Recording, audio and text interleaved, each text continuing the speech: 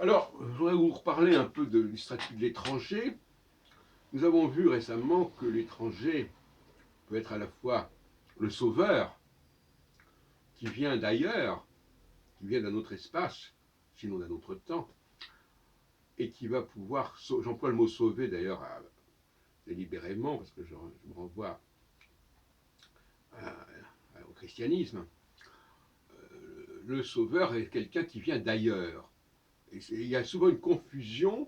On voudrait que le sauveur d'un peuple soit issu de ce peuple. À mon avis, c'est un grave contresens sur le plan structurel, etc. Au contraire, il faut qu'il soit différent de ce peuple, qu'il vienne d'un autre endroit.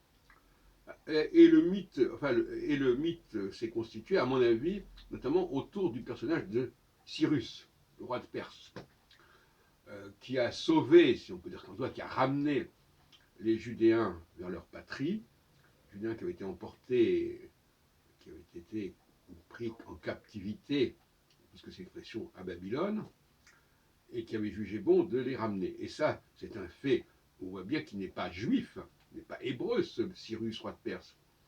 Eh bien, il est le prototype d'un Moïse qui, à mon avis, est égyptien. Enfin, quand je dis il est égyptien, il est présenté comme égyptien. Il faut savoir les choses comme ça. Il s'agit de calque. Donc, quand je dis il est égyptien, c'est-à-dire qu'il est censé être égyptien. Maintenant, il ne faut pas prendre ce texte à la lettre et croire qu'il correspond à une réalité historique quelque chose, puisque la sortie d'Égypte est quelque chose d'extrêmement douteux, extrêmement contestable.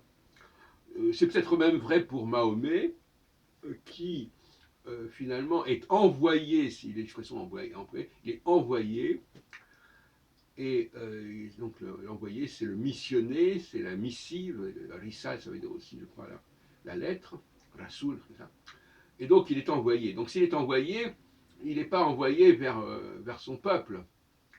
Il est envoyé vers un peuple. Comme dans Exode 3, Dieu, Yahvé, envoie Moïse vers le peuple de Dieu et pas vers son peuple à lui.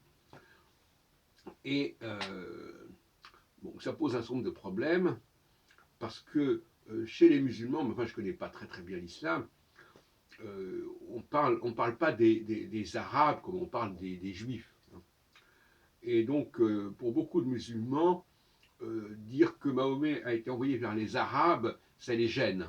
Surtout quand ils ne sont pas d'origine arabe, quand ils sont kabyles, par exemple, comme beaucoup de musulmans en France.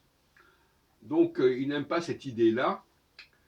Et ils disent, ah oui, mais l'islam, c'est beaucoup plus grand que ça. Ouais. On a le même problème avec le rapport entre judaïsme et christianisme. Le christianisme, c'est beaucoup plus grand que le judaïsme. L'islam, c'est beaucoup plus grand que, que l'arabisme, etc. Bon. Alors, une question qui se pose, une question insidieuse qui se pose, c'est de savoir si l'histoire de Mahomet s'adressant aux Arabes, en écrivant en arabe, enfin en tout cas c'est écrit en arabe, le Coran est écrit en arabe, est-ce que ça n'est pas calqué sur l'histoire de Moïse? Donc c'est des calques sur des calques sur des calques sur des calques, c'est le poupée russe.